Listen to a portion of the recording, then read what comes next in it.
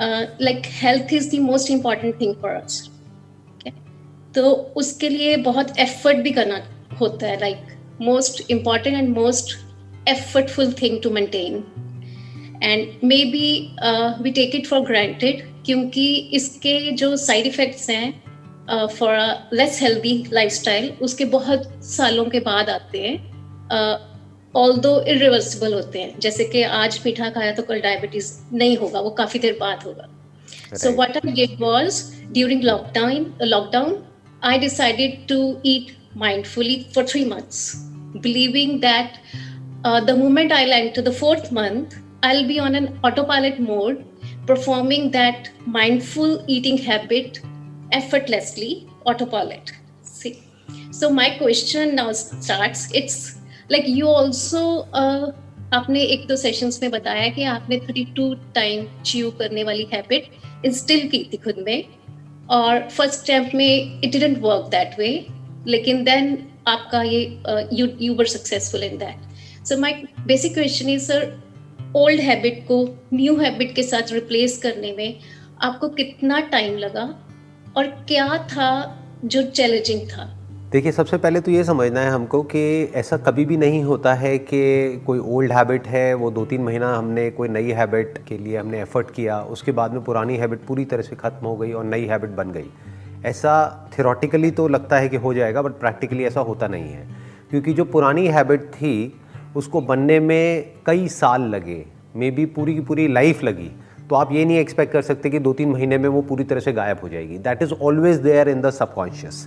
अभी आप कॉन्शियसली 3 महीने तक कोशिश कर रहे हैं अपनी एक नई हैबिट बनाने की, लेकिन जैसे ही आपकी कॉन्शियसनेस वहाँ से हटेगी, मान लो आपकी कॉन्शियसनेस में कुछ और आ जाएगा, अभी कोई प्रॉब्लम चल रही है लाइफ में, उस तरफ ध्यान चला जाएगा, या फिर मे बी प्रोफेशनल लाइफ में या पर्सनल लाइफ में कुछ भी कोई ऐसा थॉट आ जाएगा जहाँ से कि आपका ध्यान वहाँ से हटेगा, तो आप वापस से अपने वही पुराने पैटर्न पे चले जाओगे। This is the problem with creating a new habit. तो इसमें ध्यान क्या रखना है, सबसे पहले तो इस फंडे को क्लियर करना है कि ऐसा नहीं है कि एक बार हमने एक काम किया फिर वो बन गया और हम उसमें सक्सेसफुल हो गए। Life is not about success और failure. You have to keep trying no matter what to do the right thing.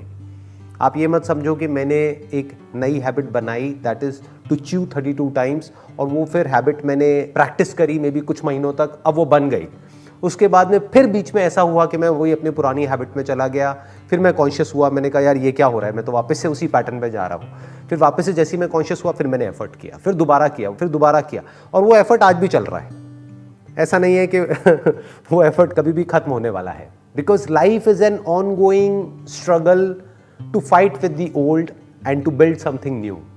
This struggle will always be there. तो जैसे ही हमको ये क्लियर हो जाता है तो अब हमारे अंदर रिग्रेट नहीं होगा। नहीं तो क्या होगा कि जैसे ही आप अपने पुराने पैटर्न पे वापस जाओगे, आपको लगेगा कि मैं फेल हो गई। इट्स नॉट अबाउट फेलियर और success, it's all about you have to keep trying to do the right thing for your entire life. आप बार बार उसमें फेल होगे, 1000 बार फेल होगे, लेकिन आपको ट्राई करते रहना है। Because you are a doctor, तो आप बड़े आराम से इस बात को समझ पाओगे कि बेसिकली हमारी जो बायोलॉजी है, ये जो ब्रेन है, ये एफर्ट के लिए बनी ही नहीं है। ये बनी है, या जो हमारी जो बायोलॉजी है या जो फिजियोलॉजी है, that is meant for giving us as much of comfort and relaxation as possible. अगर आपकी ब्रेन को चॉइस मिले कि कुछ करने की ज़रूरत नहीं है, रिलैक्स करो, आराम से बैठे बैठे पूरा दिन टीवी देखते रहो या मोबाइल पे टाइम पास करते रहो या फिर बस सोते रहो, पड़े रहो, आलसी हो जाओ, तो ब्रेन वो ही चूज करेगी। सब ब्रेन लाइक इतनी पावरफुल मशीन है, सबसे ज़्यादा पावरफुल मशीन है। तो आई एम रियली समटाइम्स सरप्राइज्ड कि इसको पता नहीं चलता कि this is right, this is wrong, और इतनी इतनी पावरफुल मशीन है तो इसको अगले दिन से ही, I mean it should implement that in human life के okay this is good, this is bad. I am really sometimes surprised. देखिए, ब्रेन के लिए कुछ भी सही और गलत नहीं है। ये जो सही और गलत है ना, ये आपके इंटेलेक्चुअल कॉन्सेप्ट्स हैं, ये हमारे माइंड में पड़े हुए हैं। ये वाले जो कॉन्सेप्ट्स हैं, ब्रेन के लिए कुछ भी सही और गलत नहीं है। हाँ, ब्रेन की अपनी या बॉडी की अपनी एक डिफ़ॉल्ट सेटिंग है, और आप वो कह सकते हो कि उसके लिए हमको नेचर के पास होना पड़ेगा। बट रियलिटी क्या है कि हम लोग नेचर से इतना दूर हैं जिसकी कोई हद ही नहीं है। मतलब कि जानवर जो है बेसिकली, अगर आपने बात करी अपने डॉग की, तो आपका जो डॉग है वो नेचर के पास है, तो जैसे ही उसका पेट भर जाएगा वो रुक जाएगा, वो छोड़ देते हैं। या फिर कुछ आप उसको ऐसा खाने के लिए दोगे जो कि जिसमें कुछ मिला हुआ है, तो या तो वो वॉमिट कर देगा या वो सूंघेगा और फिर वो खाएगा ही नहीं, वो उसको छोड़ देगा। तो इसका मतलब वो नेचर की इंटेलिजेंस के पास है। बट द क्वेश्चन इज कि अब हमको दूर कौन करता है? एक बच्चा तो पास है, जो बच्चा अभी न्यू बॉर्न बेबी है उसको पता है कितना खाना है, कितना पीना है और फिर रुक जाना है। ये जो थॉट हमारा ऑपरेट करता रहता है, जिसको हम इतनी ज़्यादा इंपॉर्टेंस देते हैं, success, ambition, desires, future, past, ये उसमें इंटरफेयर करता है। ये जो थॉट है, इसकी वजह से we are not at ease. What is disease? अगर मेडिकल टर्म्स में बोला जाए, dis ease, when your body और your mind is not at ease, that is a disease. तो इस डेफिनेशन के अकॉर्डिंग देखा जाए तो हम सब बीमार हैं। क्यों? Because our mind is not at ease. Mind में क्या गड़बड़ करता है? Whether there is a craving for pleasure और एन एवर्जन फॉर पेन, दोनों ही माइंड की जो ईज वाली जो स्टेट होती है उसको खराब कर देती है। बट हम इन दो के अलावा और जीते ही कहां हैं?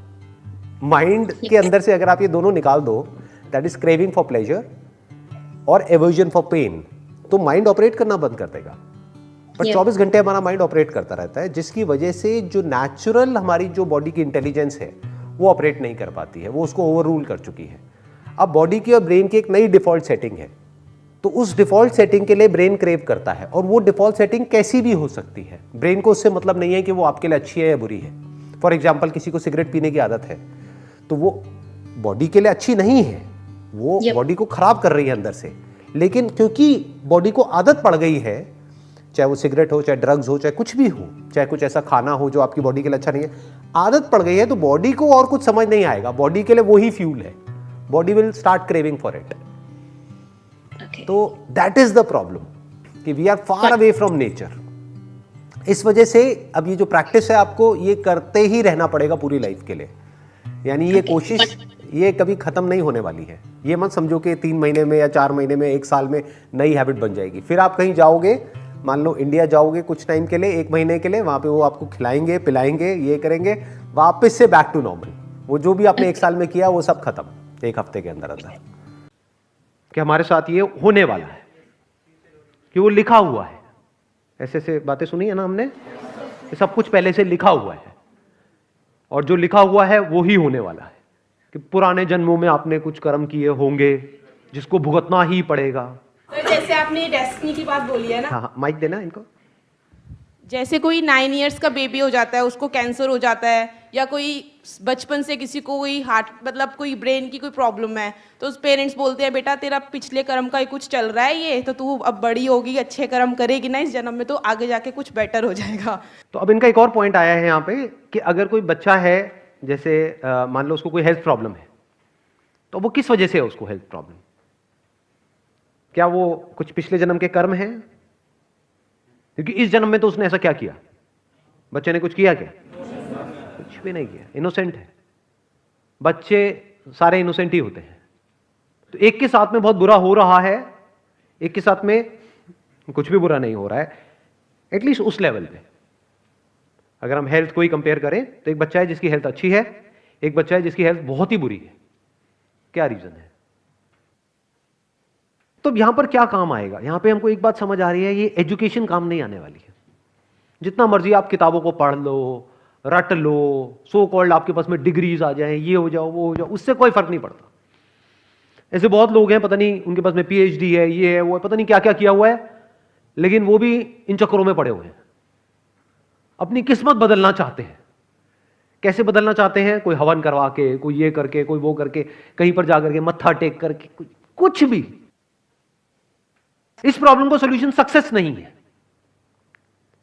क्योंकि जिस बंदे ने अंधविश्वास के थ्रू सक्सेस को अचीव कर भी लिया, मान लो कुछ ऐसा करके, तो क्या वो सक्सेसफुल होने के बाद में भी उस अंधविश्वास को छोड़ देगा या पकड़े रहेगा? ये और स्ट्रांग हो जाएगा कि ये करके, ये अंगूठियां पहन करके, या ये करके मुझे ये मिला, अब ये कहीं मेरे हाथ से चला ना जाए।